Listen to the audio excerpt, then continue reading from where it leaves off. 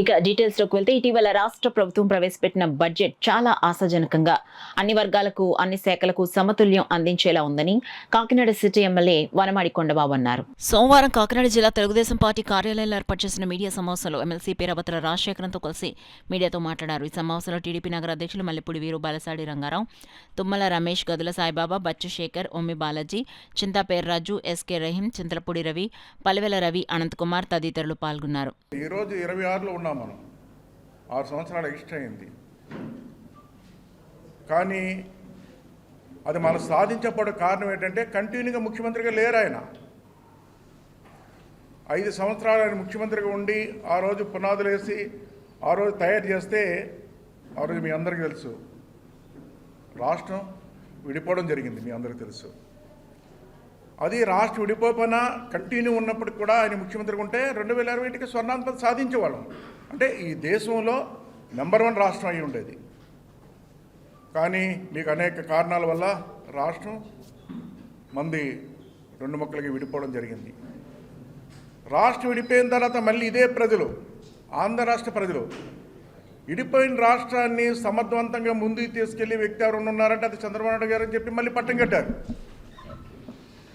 చంద్రబాబు నాయుడు గారు అయితేనే విడిపోయిన రాష్ట్రాన్ని అభివృద్ధి చేయగలరని ఆ రోజు పట్టం కట్టారు. మళ్ళీ ముఖ్యమంత్రి చేస్తారు 2014లో. ఆ రోజు మళ్ళీ ఈ రాష్ట్రాన్ని స్వర్ణాంధ్రప్రదేశ్ తీర్చిదిద్దాలి, విడిపోయిన తర్వాత దానికి కష్టాలు వచ్చినా ఇబ్బందులు వచ్చినా అన్నీ ముందుకు తీసుకెళ్ళడం జరిగింది. మీ అందరూ తెలుసు. ఆ రోజున మళ్ళీ ఎలక్షన్స్ వస్తే ఆ రోజు ప్రజలకు అనేక మాయమాటలు చెప్పి ప్రజలను నమ్మించి అధికారంలోకి వచ్చారు జగన్మోహన్ రెడ్డి. మీ అందరికీ తెలుసు.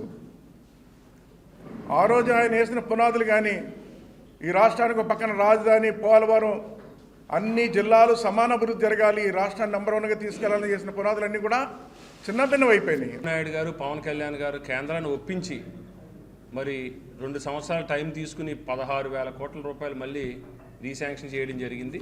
రాబోయే సంవత్సర కాలంలో ప్రతి ఇంటికి కూడా సురక్షితమైన మంచినీరు ఇవ్వడానికి కూటమి ప్రభుత్వం కట్టుబడి ఉందని తెలియజేస్తూ, ముఖ్యంగా మనందరం కూడా ఈ రాష్ట్రానికి ప్రధానమైన జీవనాడి పోలవరం. మరి కూటమి ప్రభుత్వం వచ్చిన 19 నెలల్లోనే కూడా శరవేగంతో పనులు పూర్తి చేయటమే కాకుండా 2027 జూలై నాటికి చంద్రబాబు నాయుడు గారు స్పష్టంగా చెప్పడం జరిగింది, పూర్తి చేసి జాతికి అంకితం చేయటం అనేది మరి లక్ష్యంగా ఈ కూటమి ప్రభుత్వం పనిచేస్తుంది.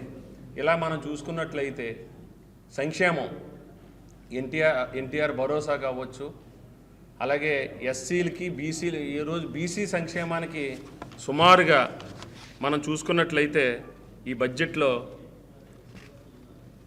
30,000 కోట్ల పైచిలకు బీసీలకు, అలాగే ఎస్సీలకి 20,000 కోట్ల పైచిలకు, ఎస్టీలకు 9,000 కోట్లు, ఈబీసీలకి 10,000 కోట్లు. అంతేంటే అన్ని వర్గాల ప్రజలకి కూడా న్యాయం జరిగేటట్టుగా ఈ కూటమి ప్రభుత్వం ఈ బడ్జెట్ని ప్రవేశపెట్టడం జరిగింది. ఖచ్చితంగా చంద్రబాబు నాయుడు గారి నాయకత్వంలో ఆయన స్పష్టంగా చెప్పడం జరిగింది, గత పాలకులు ఒక ఆర్థిక క్రమశిక్షణ లేకుండా రాష్ట్రాన్ని ఆర్థికంగా అన్ని రకాలుగానే నాశనం చేయడం పరిస్థితుల్లో రాబోయే రోజుల్లో ఇంకా మెరుగైన బడ్జెట్ను ప్రవేశపెట్టి యువతకి ఉద్యోగ అవకాశాలు కల్పించడమే కాకుండా రేపు రాబోయే రోజుల్లో జాబ్ క్యాలెండర్ కూడా మరి యువతకి లోకేష్ గారు ప్రకటించడం జరిగింది.